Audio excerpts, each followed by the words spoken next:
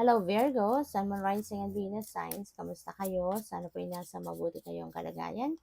Welcome back po sa Star Tarot at kung bago kayo rito, welcome din po kayo. Please subscribe, like, share my videos, and leave me a comment kung naka-resonate kayo. So, first card ni Virgo, we have if it doesn't feel right, then the answer is no. Okay? Kung ang nararamdaman ninyo, parang pakiramdam ninyo hindi ito tama, pakiramdam ninyo, kunyari may idea kayo or may plano kayo, tapos sa tuwing iniisip mo yon, nagkakaroon ka ng discomfort, nagkakaroon ka ng parang this is not right, yung gano'n, ano, nagkaka-anxiety ka. So, red flag na yan. No? That is a sign na definitely that is not good. Kaya, wag mo nang ituloy, wag mo na ipagpatuloy, ganyan, no? So, because it is not right. Alright? Kasi mararamdaman mo yan. Kaya nga, importante na lagi kang makikinig sa nararamdaman mo or lagi kang makikinig din sa intuition mo. Kasi, your intuition will always give you a signal, no? If something is right or something is wrong. So what else? We have your family needs you right now. Call upon your angels to give you strength. Ayan. So baka strange kayo, ang iba sa inyo baka strange kayo sa family. Maaring matagal na kayong hindi nakikipag-usap sa pamilya or maaring nasa malayong lugar kayo. Baka kayo ay kunyari nasa abroad, 'di ba? At busy-busy kayo diyan sa abroad. At baka may matagal nang hindi kayo nakakapagkamusta man lang sa pamilya ninyo. So, pwedeng gano'n.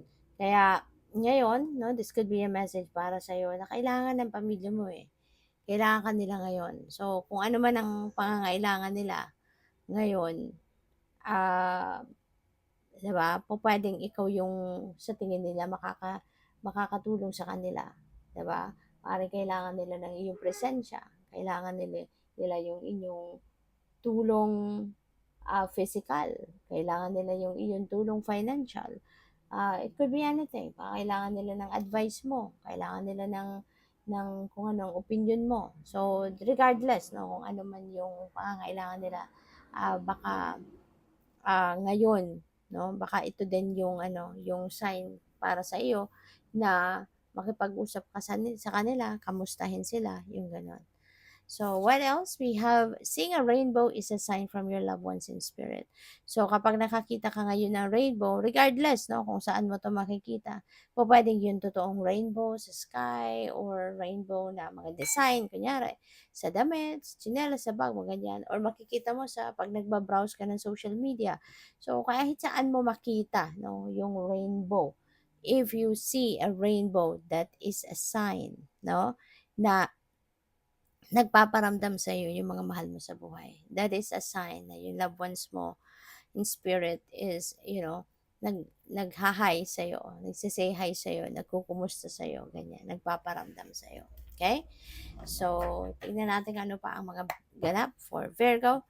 So, by the way, maraming salamat for subscribing. And if you haven't subscribed yet, subscribe na kayo. And also, maraming salamat din for not skipping the ads. Malaking bagay yan sa akin. And also, please click the join button sa baba ng video kung gusto niyo na mag-join kayo sa membership. Okay? So, tingnan natin kung ano pa ang ganap for Virgo.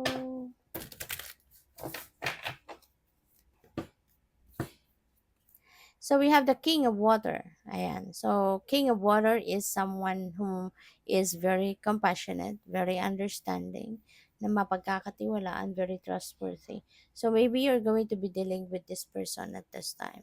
Maybe you're going to be dealing with a person na ganito siya, no? Maaaring ganito siya sa'yo. Magiging whenever you need help, whenever you need support, whenever you need someone to talk to, mahihingahan ng problema, something like that, nandiyan siya para sa'yo. So, this could be anyone, no? But, yeah, this is someone na very, talaga, very magaang kausap, magaling mag-advise, and gano'n, no? So, we also have two of water. Ayan, so, this is about partnership, no, Virgo. Pwede na kung single ka pa, maybe there is a new love and romantic relationship na mabubuo dito. Maybe you are making new love connection with someone. Baka merong kang bagong makikilala and pwedeng mauwi ito sa magandang usapan, magandang samahan, hanggang sa pwedeng mag-develop into a love relationship, no? Commitment, ganon. Possible din na ang iba sa inyo rito baka meron na kayong current relationship, nasa established relationship na kayo at pwedeng pa-level up na yung inyong commitment with that person. Pwedeng mag-aano na kayo, pwedeng magpapakasal na, pwedeng may engage na, ganyan. So, leveling up na yung inyong commitment.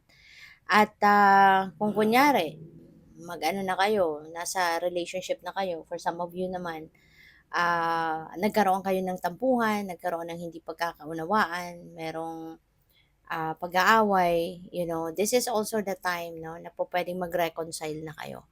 Pwedeng magkabati na kayo, magkausap na kayo, no? Pwedeng magkabalikan, ganyan. So, yun.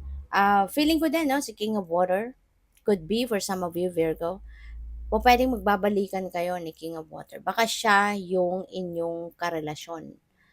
For some of you lang, maaaring ito yung naging karelasyon mo, nagkaaway kayo for whatever reason, at pwedeng magre-reconcile kayo nito ni King of Water. This could be someone na Cancer, Scorpio, Pisces. Pwedeng ganun siya. Alright? So, we have the Queen of Water. Meron tayong King and Queen. So, pwede, no, na balance ito. Pwedeng maibabalik mo na or advice ito para sa inyo na ibalik ninyo yung balanse sa buhay ninyo. So, pwedeng ano yan, reminder ito para sa inyo na it's about time na for you to bring the balance in your life, lalong-lalo na no, pagdating sa relationship. Baka, baka dahil sa pagkakaroon ng away, pagkakaroon ng tampuhan, baka na-neglect na ninyo yung pangangailangan ng person ninyo, ng partner ninyo, ganon. Kaya pwede ngayon, no, you're going to take an extra effort, para na mas para na mas para na mas magkaano kayo, mas magkaayos kayo, mas maging maayos, mas maging maganda, mas maging mas maging loving and compassionate kayo sa bawat isa, ganyan. So, para mas ma-improve lalo yung inyong relationship with each other. So, pwedeng merong ano ngayon, merong ganap na ganyan, no? Feeling ko din, Virgo, ang iba sa inyo rito is going to be, kumbaga, mas malakas ngayon, magiging malakas yung inyong radar, magiging mas malakas ngayon ang inyong pakiramdam, mas magiging malakas ngayon yung ano ninyo, yung receptivity, yung ganon, kaya good for you. So we have 3 of water, puro water, no? Very emotional siguro kayo ngayon. Siguro